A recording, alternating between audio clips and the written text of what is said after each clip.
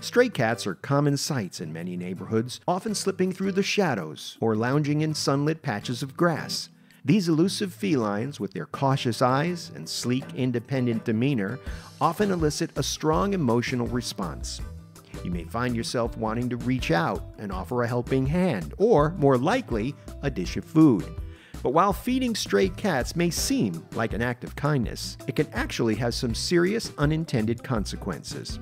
It's time to dive into the truth about stray cats and understand why feeding them might backfire, despite your best intentions.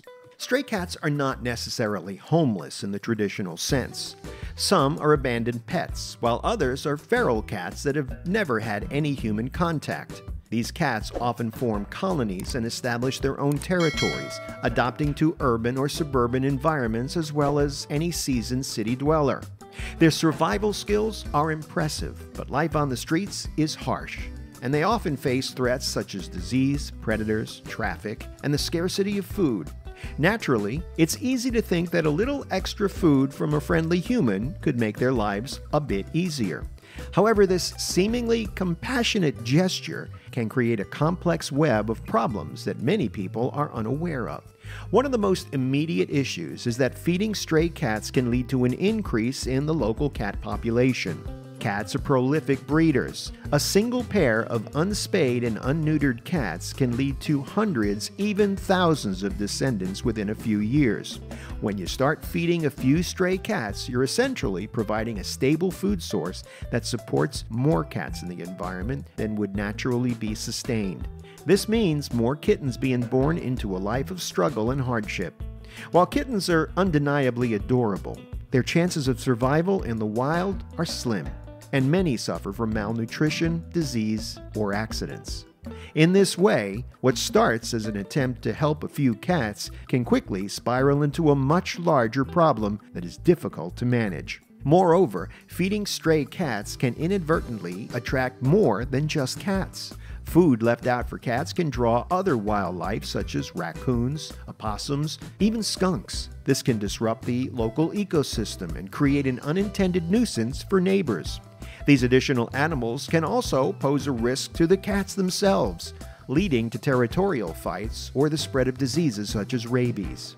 It's a scenario that can quickly get out of hand and is not the idyllic scene of harmonious coexistence that people often imagine when they put out that first dish of kibble.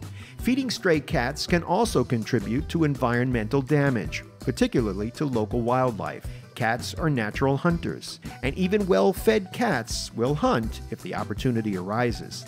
Studies have shown that domestic cats are responsible for the deaths of billions of birds and small mammals each year in the United States alone. When you feed a stray cat, you may reduce their hunger, but you will not diminish their instinct to hunt. A larger, healthier cat population means more pressure on local wildlife, leading to a decrease in bird and small mammal populations. This is a significant issue, especially in areas where certain bird species are already threatened or endangered. The impact of cats on local ecosystems is a controversial topic, but the evidence shows that feeding stray cats can exacerbate the problem rather than alleviate it. There's also the issue of creating a dependency. When you start feeding stray cats, they may begin to rely on you as a primary food source. Well, this can be problematic if your circumstances change and you no longer are able to provide food for them. What happens if you move away, or go on vacation, or face an emergency that prevents you from feeding them? Cats that have become accustomed to regular meals may struggle to find food on their own again, leading to malnutrition and suffering. It's a heartbreaking situation for both the cats and the well-meaning person who's trying to help. And then, there are the community dynamics to consider. Not everyone is a cat lover, and some people may view stray cats as a nuisance. They can be noisy, especially during mating season, and they can cause property damage, like digging in gardens, spraying to mark territory, or even nesting in inconvenient places like attics or under porches. If you're feeding stray cats, you may find yourself at odds with your neighbors who might not appreciate the sudden influx of feline visitors. In some cases, communities have laws or ordinances against feeding stray animals, and violating these can result in fines or other legal repercussions.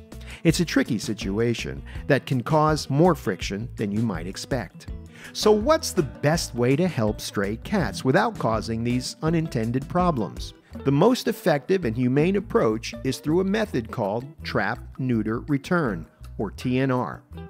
TNR involves humanely trapping stray and feral cats, having them spayed or neutered, and then returning them to their original location.